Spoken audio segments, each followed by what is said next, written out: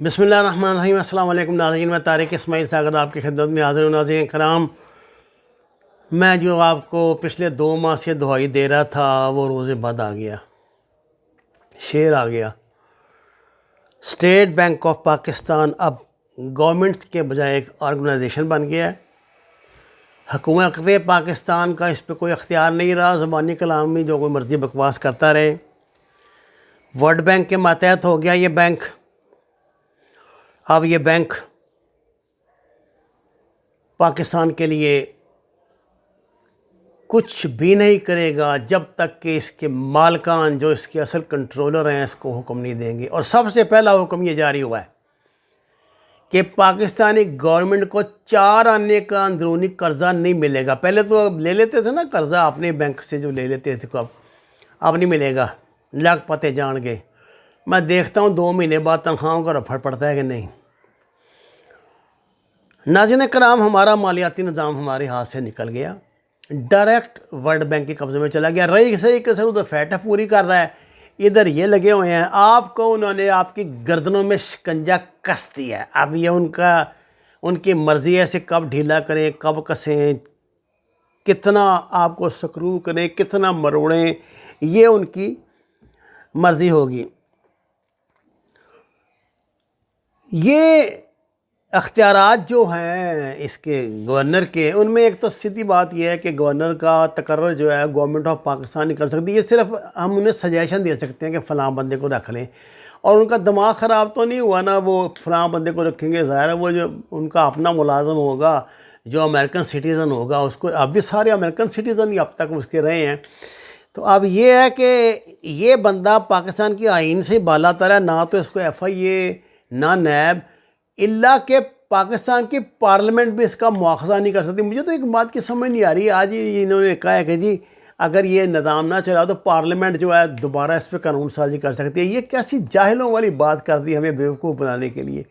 وہ پارلیمنٹ نے تو ایکٹ کے ذریعے تو نافذ کیا، آپ نے پارلیمنٹ کیوں کرے گی؟ اول تو جب تک اب پاکستان ہے، یہ گندہ جمہوری نظام ہے، پارلیمانی نظام، انہوں نے کبھی آپ کی پوزیشن ایسی بننی، یہی بھانمتی کا کنبہ جوڑ کے آپ بنایا کریں گے حکومتیں، اور جو جب دل چاہے گا بلیک میل کر لے گا۔ 3 بندے ہوں گے، پارٹی آپ سے 10 گورنر 10 وزیروں کا مطالبہ کرے گی۔ یہ دیکھ لینا چودھری کیا کرتے ہیں، 5 یا 6 بندے ہوتے ہیں ان کے، ایک سینیٹر بنایا ہے انہوں نے، لیکن اس پہ سر پہ گیم کھیلتے ہیں اور حکومتوں کے حصے دار۔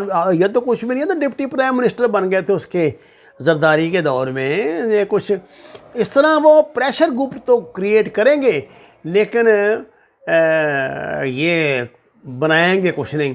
مجھے لگتا ہے یہ جو تھوڑے سے ہل جل ہوئے تھے نا، باسی کڑی میں اپال آیا تھا انہوں نے، یہ جو پٹرولیم والے 2 منسٹر، ایک منسٹر کی چھٹی کرا دی ہے، اور ادھر سے شوگر کے بھی سنا ہے، پتہ نہیں گرفتاری تو ہوئی نہیں، کہہ رہے ہیں ہوں گی یا نہیں ہوں گی، مجھے نہیں پتہ، ابھی تک تو ہوا کچھ نہیں۔ شاید ان باتوں کو انہوں نے برا منا لیا ہے ہمارے جو مالکان ہیں، کہ یہ کیا ہمارے بندوں کو پریشان کر رہے ہیں۔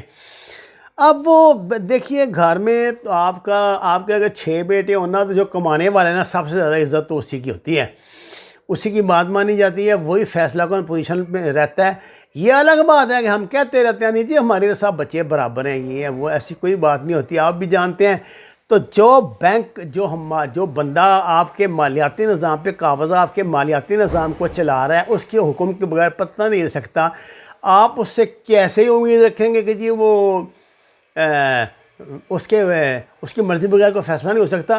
تو ظاہر ہے وہی ہے سب کچھ، ہم جو مرضی کرتے رہیں، بہن بھائی بنتے رہیں آپس میں، وہ تو نہیں بنے گا۔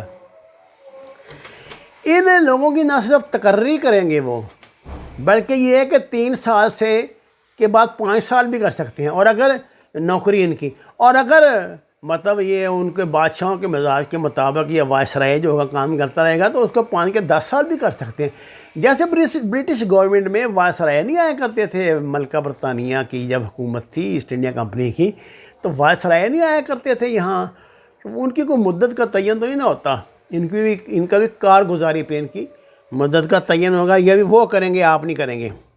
ناظرین کرام، یہ ساری گندگی ہم نے پتہ کیوں اٹھائی ہے؟ صرف $6 بلین قرضے کے لیے، $6 بلین قرضے کے لیے ہم نے پاکستان بیچ دیا یار۔ کیا قوم ہے ہم. جب ڈٹتے ہیں تو ساری دنیا کو خاطر میں نہیں لاتے اور یہ ایٹمی دھماکے کر دیتے ہیں. گرنے پر آئیں تو اتنا گرتے ہیں کہ خدا کی پناہ. ویسے مجھے کبھی کبھی جنرل مشرف کے وہ آخری الفاظ یاد آتے ہیں جو اس نے اپنی تقریر میں بڑی گرمی میں کہے تھے. اس نے کہا تھا اب پاکستان کا خدا ہی حافظ ہے. معلوم نہیں کیوں کہا تھا، کیونکہ یہ جتنی بھی آئی ایم ایف مارکا جو شخصیات ہیں اس نے امپورٹ کی تھی زیادہ تر تو ہمارے ملک میں. ہمارا تو جو وزیر اعظم تھا وہ ٹرکل ڈاؤن اکانومی، پاشاؤں کا وہ بریف کیس اٹھا کے چلا گیا سٹی بینک کے پاس واپس. یہاں پتہ نہیں عدالت میں کتنے مقدمات اس پہ چل رہے ہیں، اس کو طلب کرتے ہیں تو جوتا دکھا دیتے ہیں آگے سے. اس تک بات ہی نہیں پہنچتی کہ مجھے طلب کیا گیا ہے. کہ ان لوگوں کا بھی کچھ نہیں ہو سکتا. یہ جو مرضی کرے، مالک کل ہیں، قرضہ دیں، روک دیں، ڈالر کی قیمت کا تعین یہ کریں گے. جو غیر ملکی ہمیں قرضے ملیں گے اب وہ پاکستان کی کابینہ فیصلہ نہیں کرے گی، نہ وزیر یہ فیصلہ کریں گے. ہاں، اور ایک اور بڑی بات، پاکستان کا جو بجٹ ہے وہ گورنمنٹ آف پاکستان نہیں بنائے گی، وہ وائسرائے آف پاکستان بنائے گا. اس کے صلاح مشورے سے بنے گا. جو ہم یہ بناتے ہیں نا اپنی یہ جو ہم یہ جگلری کرتے ہیں جی اتنے پرسنٹ جو ہے وہ انفلیشن ہے، اتنے پرسنٹ جو ہے وہ یہ ہے امپورٹ ہے، یہ فیصلے اب آپ نے نہیں کرنے، یہ ادھر سے آیا کرے گا اشاریہ. جو وہ دیں گے وہ دنیا میں مانا جائے گا. آپ جو مرضی کہتے نہیں کرتے نا، آپ کی بات کسی نے سنی. اب دیکھیں نا، دنیا پوری جو ہے آپ کی زندگی میں آپ کا مالیاتی شعبہ ہی سب سے زیادہ متحرک ہوتا ہے، زندگی کے معاملات پہ اثر انداز ہوتا ہے. جب اس کی لگامیں ہی آپ اپنے دشمنوں کو، اپنے ملک کے دشمنوں کو پکڑا دیں گے تو پھر کیا بات ہے؟ آپ کیا سمجھیں؟ کیا ورلڈ بینک، کیا ہے آئی ایم ایف، سب امریکہ کے تابع ہیں.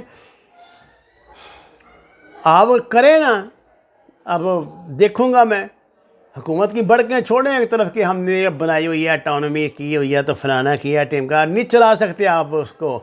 اب سی پیک کو یہ روک دیں گے. انہوں نے کہا جی پیسے نہیں ہے کہ بھاجی کی کر دو. ابھی تو بڑے انہوں نے بیڑے گھرک کروانے ہیں. یہ پینشنوں کی پینشن بند کر دیں گے.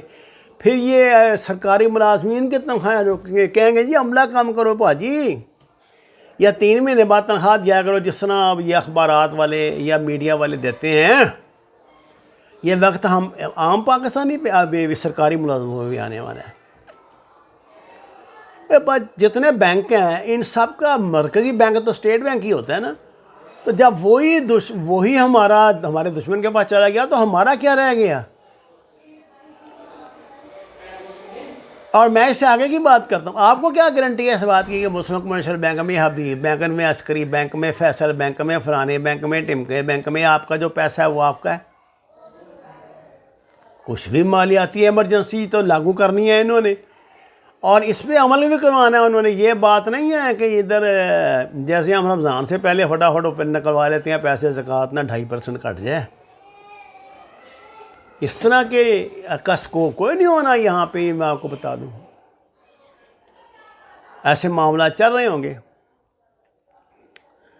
ناظرین کرام، مجھے نہیں پتا کہ عمران خان مجبور ہے، عمران خان اس منصوبے میں شامل ہے.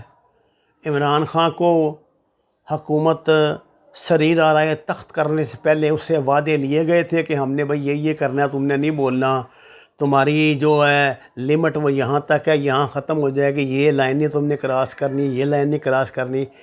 مجھے نہیں پتا، لیکن میری بدگمانی سمجھیں آپ. میں کہتا ہوں یہ سب کچھ لکھت پڑھت ہوتی ہے پہلے، اس کے بغیر نہیں کام چلتا. اشفاق علی خان کا کل آپ نے دیکھا نہیں انٹرویو جو اس نے ارشد شریف کو دیا ہے. اس نے کہا جی میں نے خان صاحب سے کہا تھا کہ جناب خدا کے لیے نہ جائیں اس کے پاس. اس فقیر کی ایسی زبان ہے بڑی کڑوی، بعض دفعہ میں بڑی تلخ باتیں کہہ دیتا ہوں. افسوس بھی ہوتا ہے کہ یار اخلاق سے بھی بعض دفعہ گر جاتی ہیں. کب سے میں حفیظ شیخ کا شور مچا رہا ہوں. میں کہتا ہوں یہ وہ چوہا ہے جو لگاتے ہیں نا اس کو، جو لگتا ہے ایک مرتبہ تو بڑے بڑے ذخیرے جو ہوتے ہیں اس کے گندم کے وہ ختم ہو جاتے ہیں. یہ وہ چوہا ہے. یہ انہوں نے لگایا ہوا ہے پیپل پارٹی کے دور سے ہمارے ساتھ، نون لیگ، پیپل پارٹی. اب یہ چیئرمین تو بن نہیں سکا سینٹ کا، بیچارہ سینیٹر نہیں بن سکا، چیئرمین خاک بننا تھا اس نے. مطلب پروگرام تو ان کا یہی تھا. چیئرمین تو بن نہیں سکا، لیکن اس نے نوکری پکی کرنے کے لیے دھماکہ کروا دیا. یہ بڑے نمبر بنا لیے اس نے. اور میں آپ کو پکی بات بتاتا ہوں، پاکستان کا وزیر خزانہ یہ رہے گا جو مرضی کر لیں. وما علینا الا البلاغ المبین. ناظرین کرام، درخواست ہے قرآن و نماز کو ترجمے کے ساتھ جانیے. اس مایوسی سے اللہ ضرور امید کی کرن نکالے گا. یہ اللہ کا اصول ہے، وہ اندھیرے سے ہی روشنی کو جنم دیتا ہے. انشاءاللہ ہمارا مستقبل تابناک ہے. پاکستان کی میں دنیا کے سب سے زیادہ نوجوان تناسب کے لحاظ سے پاکستان میں پائے جاتے ہیں.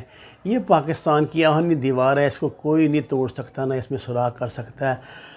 درخواست ہے قرآن اور نماز کو ترجمے کے ساتھ جانیے. ہمارے چینل کو سبسکرائب کریں، لائک دیں، سچ کے سفر میں ہمارا ساتھ دیں. آپ کا بہت شکریہ.